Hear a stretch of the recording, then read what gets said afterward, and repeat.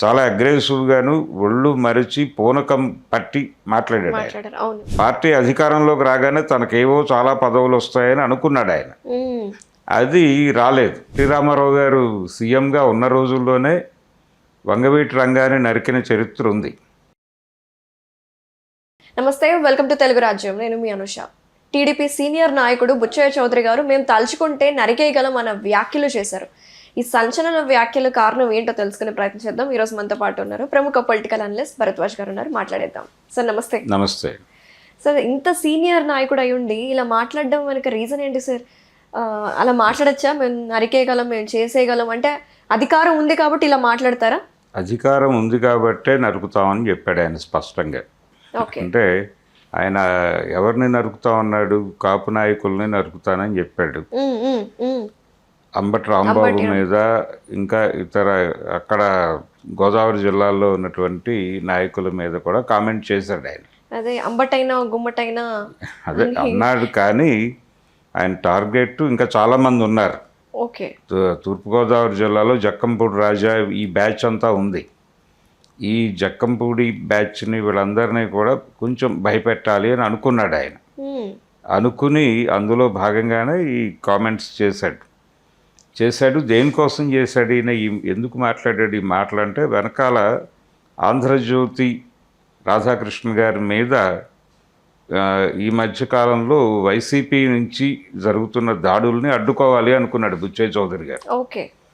అనుకుని ఎంత ఎక్స్ట్రీమ్కి వెళ్ళాడంటే, ఆంధ్రజ్యోతి రాధాకృష్ణకి ప్రాణగండం ఉంది అని ఈయన చెప్తున్నాడు, ఈయన మాట్లాడుతున్నాడు.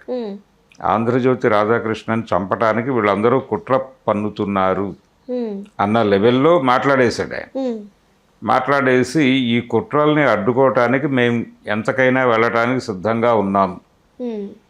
ఎంత దాకా అంటే నరికేయటానికి సిద్ధపడేదాకా అని చెప్పి, నరకటం అనేది మాకు పెద్ద ఇష్యూ కాదు, మాకు పవర్ ఉంది అనే విషయం మీరు మర్చిపోతున్నారు, పవర్లో ఉన్నాం మేము కాబట్టి నరికేస్తాం అని చెప్పారు. గతంలో నరికిన చరిత్ర ఉంది తెలుగుదేశం పార్టీకి.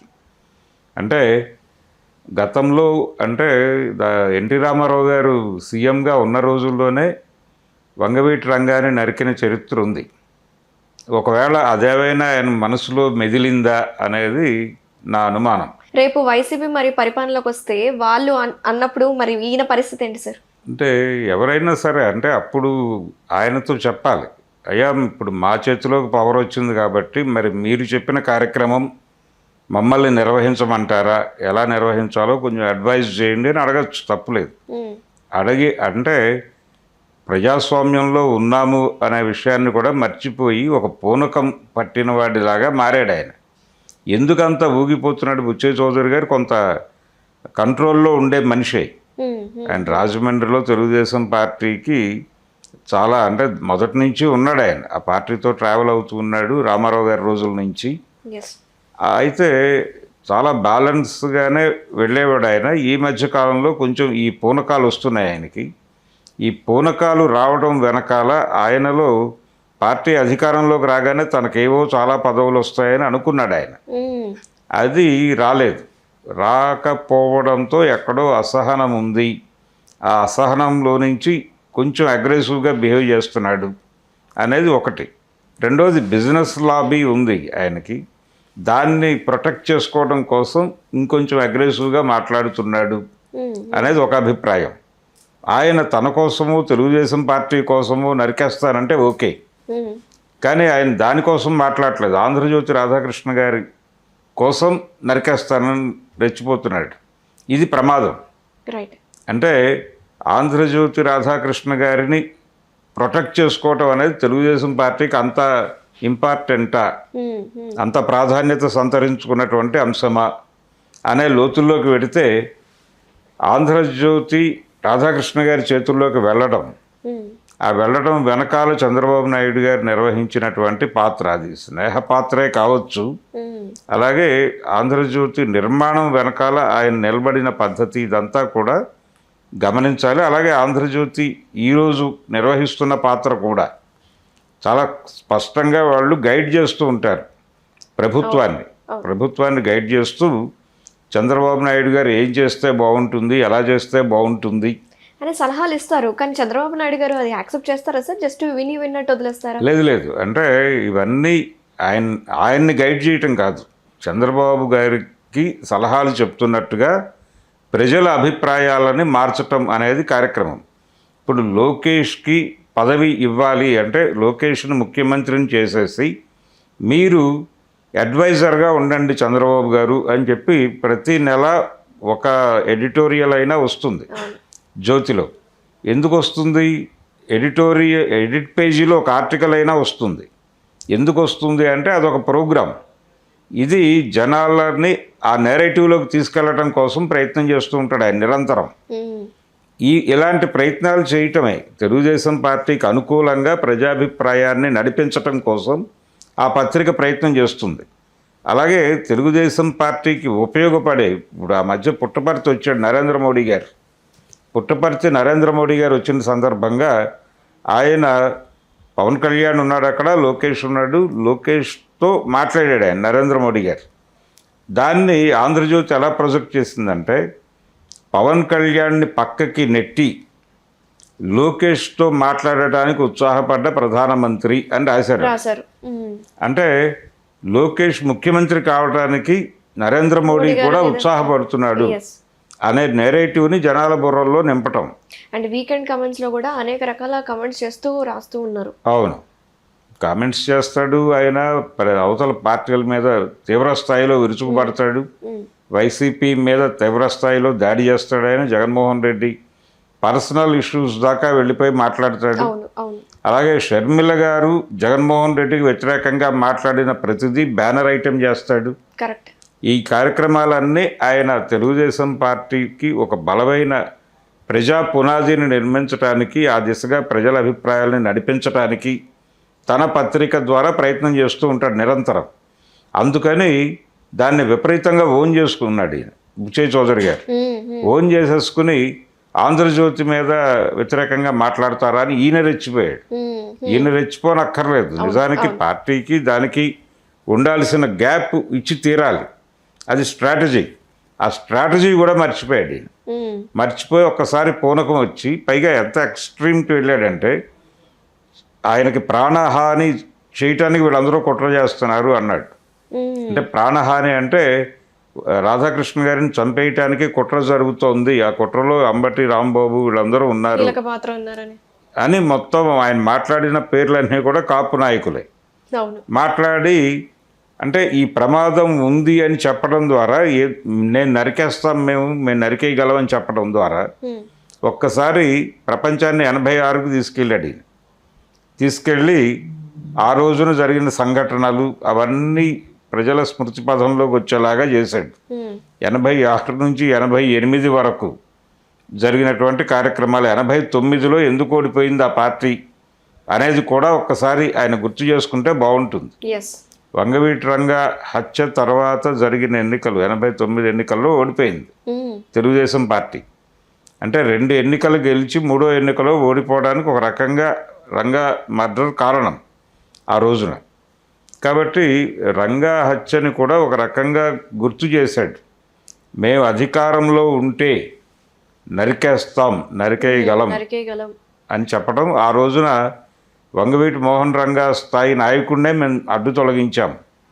కాబట్టి మీరెంత అన్న పద్ధతిలోనే మాటలు నడిచినాయి అనేవి. టోటల్గా ఆయన టార్గెట్ చేసింది ఆ రోజున రంగా అభిమానులుగా ఉన్నవాళ్ళే వీళ్ళందరూ. అంబటి రాంబాబు, అలాగే రాజమండ్రికి చెందినటువంటి ఆయన టార్గెట్ చేసిన నాయకులు. అంటే కోస్తా జిల్లాల అంతటా కాపునాడు అనేది ఒక పెద్ద సభ నిర్వహించడం ద్వారా కాపు ఓట్ల కన్సాలిడేషన్ ప్రోగ్రామే కావచ్చు, కానీ వంగవీటి రంగా చేసినటువంటి ఆ సభ ఆ రోజున తెలుగుదేశం పార్టీని భయపెట్టింది. ఆ మీటింగ్లో వుడ్ బి సీఎం రంగా అనే నినాదాలు వచ్చాయి. ఆ నినాదాల భయం ఉంది ఆ రోజున. నిజానికి ఆయన హత్య వెనకాల వ్యూహకర్త ఇప్పుడు లేడు, చనిపోయాడు ఆయన, కోడెల శివప్రసాద్ హోంమంత్రిగా ఉన్నాడు. హోంమంత్రిగా ఉండగా ఆయనకి రంగాకి నడి రోడ్డు మీద ఘర్షణ జరిగి, అంటే ఒక రిక్షా పుల్లర్ చనిపోయాడు, ఆ లాకప్ డెత్ అది. ఈయన హోంమంత్రి, ఈయన్ని నిలదీసి రోడ్డు మీద ఇప్పటికిప్పుడు చర్యలు తీసుకోవాలి అని చెప్పేసి మీద పడ్డాడు ఈయన. దాంతో నడి రోడ్డు మీద తను అవమానపరిచాడు అనేటువంటి ఒక ఫీలింగ్ ఉంది ఆయనకి, కోడెలకి. ఉమ్, తమ ప్రభుత్వాన్ని నడి రోడ్డు మీద ఇలా దాడి చేశాడు అనేటువంటి చిరాకు ఆ రోజున పార్టీ అధినాయకుడికి ఉంది. అధినాయకుడి తరఫున వ్యవహారాలు చూస్తున్నటువంటి చంద్రబాబు నాయుడు గారికి ఉంది. చాలా క్లియర్గా వాళ్ళిద్దరూ డిజైన్ చేశారు దీన్ని. చంద్రబాబు గారి హస్తం కూడా ఉంది. అలాగే ప్రధాన సూత్రధారి కోడెల శివప్రసాద్.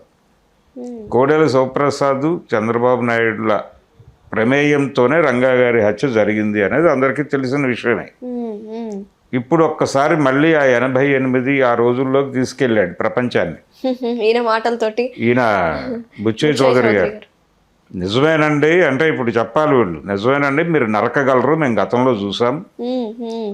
అంటే రాష్ట్ర వ్యాప్తంగా బలమైన ఓట్ బ్యాంకును నిర్మించినటువంటి వంగవీటి రంగా లాంటి నాయకుడిని చంపిన చరిత్ర మీ పార్టీకి ఉందనే విషయం మాకు తెలుసు అని మాట్లాడాలి ఇప్పుడు అంబటి రాంబాబు కానీ ఎవరైనా సరే.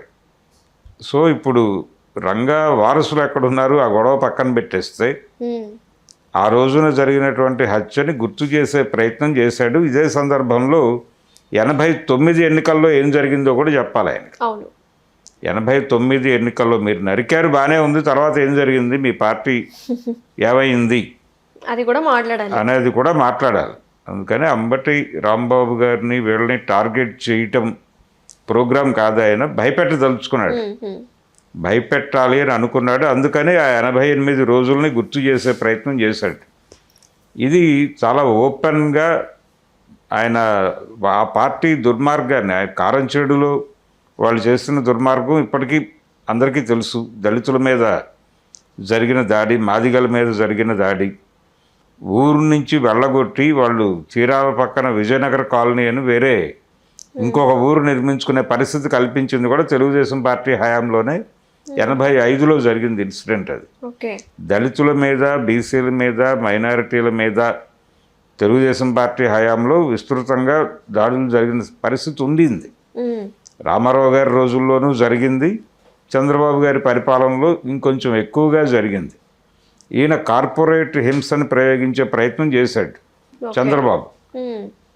ఇవన్నీ ఉన్నాయి, జనాల స్మృతి పథం నుంచి చెరిగిపోయాయి అని అనుకుంటున్నారు, కానీ ప్రజల జ్ఞాపకాల్లో ఇవన్నీ పదిలంగానే ఉన్నాయి. రేపు పొద్దున ఎన్నికల సమయంలో వాళ్ళు ఇవన్నీ అంటే ఆయన గుర్తు చేస్తున్నాడు అనవసరంగా. అవును. ప్రజల మనసుల్లో ఉన్న ఈ జ్ఞాపకాలన్నింటినీ నరికిన చరిత్ర మాకుంది అని చెప్పడం ద్వారా ఆయన ఏదో పాజిటివ్ లాగా ఉంటాడు అనుకున్నారు కానీ అదంతా పాజిటివ్ నెగిటివే. కాదు. అంటే మేము చాలా దుర్మార్గం, మేము ఇలా కనిపిస్తున్నామని అనుకోవద్దు, అదే మా వెనకాల చాలా దుర్మార్గ చరిత్ర ఉంది అనేది చెప్పాడు ఆయన ఓపెన్గా. చేశారు అది. ఓపెన్గా చెప్పుకున్నాడు. ఇప్పుడు ఆయన మీద మరి చంద్రబాబు నాయుడు గారు ఇప్పుడు ఆయన్ని మెచ్చుకుంటాడా లేదా అనేది చూడాలి. మరి రాధాకృష్ణ గారు ఎలా రియాక్ట్ అవుతాడో చూడాలి. తెలీదు. అంటే తనని ప్రొటెక్ట్ చేయటానికి పార్టీ స్ట్రాటజీని కూడా పక్కన పెట్టేసి ఉమ్. ముందుకు దూకినటువంటి బుచ్చయ్య చౌదరి గారు ఏమైపోతాడనే ఆందోళన ఉంది నాకు పర్సనల్గా. బుచ్చయ్య చౌదరిని మళ్ళీ ఒకసారి అమరావతికి పిలిచి చంద్రబాబు నాయుడు గారు క్లాస్ చెప్పి నువ్వు ఎక్కువ మాట్లాడకు, అనవసరంగా మన గుట్టులన్నీ రోడ్డు మీద పెట్టకు, మనం చేసేది చేద్దాం కానీ చేసేది చెప్పుకోవాల్సిన అవసరం లేదు, కాబట్టి నువ్వు కొంచెం నోరు మూసుకుని ఉండు లాంటి సలహాలు ఏవో చెప్తాడు రేపు పొద్దున పిలిచి. సో బుచ్చయ్య చౌదరి గారికి ఆయన పదవి కోసం మాట్లాడుతున్నాడు అని వైసీపీ వాళ్ళు అంటున్నారు, కానీ ఈ వ్యాఖ్యలు ఆయన పదవిని దూరం చేస్తాయి. ఆయనకేమీ దూరం చేయటం మాత్రమే కాదు, రేపు పొద్దున నాయకుడు చంద్రబాబు నాయుడు గారు పిలిచి ఆయన క్లాస్ పీకటం అనేది అయితే జరిగి తీరుతుంది తప్పనిసరిగా. చాలా అగ్రెసివ్గాను ఒళ్ళు మరిచి పూనకం పట్టి మాట్లాడాడు. ఇది ప్రమాదం. ఇది డెమోక్రసీలో ఇలాంటి నాయకుల్ని ఎంకరేజ్ చేయటం కూడా ప్రమాదం. ఈ ధోరణి అంటే ఇలాంటివి బయట మాట్లాడొద్దని చెప్తాడు రేపు పొద్దున్న చంద్రబాబు. ఆయన మాట్లాడిన మాటల్లో నిజాలు ఉన్నాయి.